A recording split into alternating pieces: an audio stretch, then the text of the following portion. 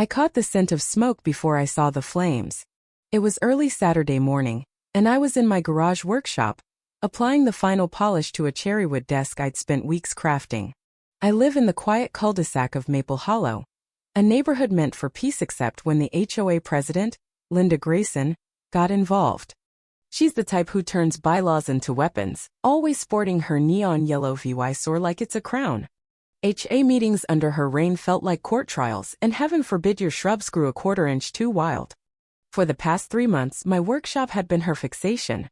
She called it a blight, claiming it clashed with the aesthetic unity of the subdiv Weisschauen, even though it sat in my backyard, painted to blend with my house, and met every legal standard.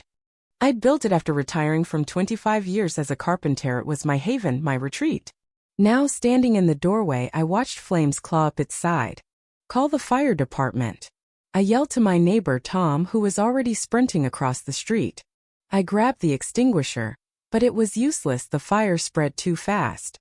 By the time the trucks arrived, half the workshop had caved in.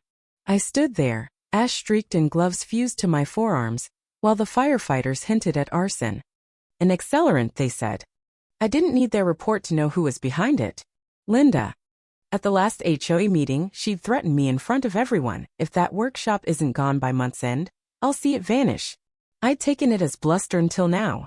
After the blaze died, I scoured the perimeter and found it, a charred plastic jug reeking of gasoline, tucked under bushes behind the workshop, next to a singed garden glove, yellow, glittery, just like the ones Linda wore to prune the community flower beds. I bagged it and marched it to the police, who opened a case. Linda didn't flinch. The next week, she pushed a proposal through the HOA board stacked with her crony for a sprawling 2-story garden suite behind her oversized home. A rental scheme, no doubt. It sailed through without a hitch. But I wasn't alone in fighting back. Tom, once fined for a birdhouse, and Carla, denied a pergola while Linda built one overnight, joined me. We dug into public records, HA charters, and zoning codes. I hauled myself to City Hall, pulling every permit Linda had filed in 5 years. That's when I struck gold. Her property straddled a city drainage easement. Her house was grandfathered, but new construction? Forbidden. She'd buried that detail in her permit application. I called my cousin Ryan Tate, a city planner in the next county. He couldn't act officially but pointed me to the right people.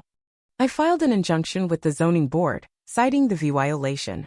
Within 72 hours, Linda's permit was stalled. She stormed to my door, furious. "I know what you did, Ryan," she spat, inches from my porch. "This is harassment." "No, Linda," I said coolly, arms crossed.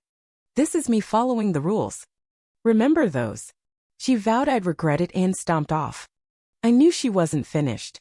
The next day, a violation notice appeared on my dormy mailbox. Was an unapproved charcoal, and my lawn had irregular growth. I chuckled, she was unraveling. So I pushed harder, drafting a certified letter to the HOA board demanding a special meeting. For the charter, 10 fan tram of homeowners could force one. I canvassed for 2 days, securing nearly 60 fan tram people were done with her. The meeting was set for Thursday at the clubhouse. I brought the works, fire report copies, glove photos, an easement map, and my security footage. 2 nights before the fire, my backyard camera caught Linda skulking near my fence with a flashlight. I'd sharpened the video and played it on a laptop for the packed room. Linda, smug at first, went pale. "That could be anyone," she stammered. "Sure," I replied, holding up the glove in an EVI Denke bag, "but not everyone wears yellow glitter gloves." The silence was deafening. The police hadn't charged her yet, but the HA uproar and budding media buzz forced them to dig deeper. I handed over the video, and 2 neighbors corroborated hearing Linda vow to deal with my workshop. The board, spooked by potential liability, suspended her presidency pending the investigation. Her garden suite was ruled a zoning breach, hit with a fat fine, and halted by the city. I didn't stop there. I sued her CIVILY for arson, property damage, and emotional distress. She picked the wrong guy to bully. In court, the air was thick with the musty scent of old files. I sat composed at the plaintiff's table while Linda, across the aisle, looked Fred no lawyer, just a bulging binder bristling with tabs. The judge, a lean man with a voice like sandpaper, eyed her skeptically. "You've waived counsel?" "I don't need it," she snapped, as if this were a flower show dispute. She was in over her head. My attorney, joining VY Deo, submitted the fire report. Gasoline on the glove, bottle, and soil arson confirmed. An addendum dropped a bombshell. An anonymous tip claimed Linda bragged about fixing the eyesore on a clubhouse call logged by her key fob. Deny being there? The judge asked. I was planting tulips, she blurted. At 6:30 a.m. In 40-degree weather. She faltered. I stayed silent, letting her flail. She waved a photo of my workshop, ranting about VY Soul Harmony. The judge cut her off. This is about arson, not aesthetics. After court, Tom met me with a still from his porch cam. Linda, the night before the fire, clutching something near my fence, glitter gloves glinting. We've got her from 3 angles, I said. Later, a real estate lawyer, Nathan Cole, approached me. He represented fed-up residents with proof of Linda's scams, fake fines, padded contracts, selective enforcement. She's been renting that suite under an alias, he added. I Greenwich torched my workshop over rules she broke herself. Day 2 in court, Linda crumbled.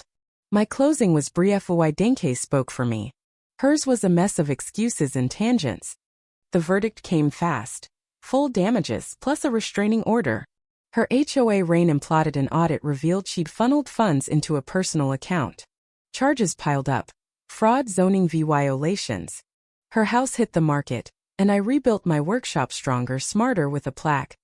Built twice, burned once, never again. Maple Hollow healed, 2 new board. Open forums, a community garden. Linda was gone, her legacy ash. Then a new shadow loomed. A suit from Sequoia Property Management knocked, claiming HOA control via a charter loophole. Linda had sold them. They flaunted violation scoipons, car covers until we found her transfer was notarized fraudulently. With 81 fan tram of the neighborhood, we voted them out, court-backed. Linda mailed a taunt. I always win. I shredded it. Spring brought peace gardens, muffins, a tool library. Her empty house faded into memory. My workshop hummed, a hub now, proof she couldn't break us.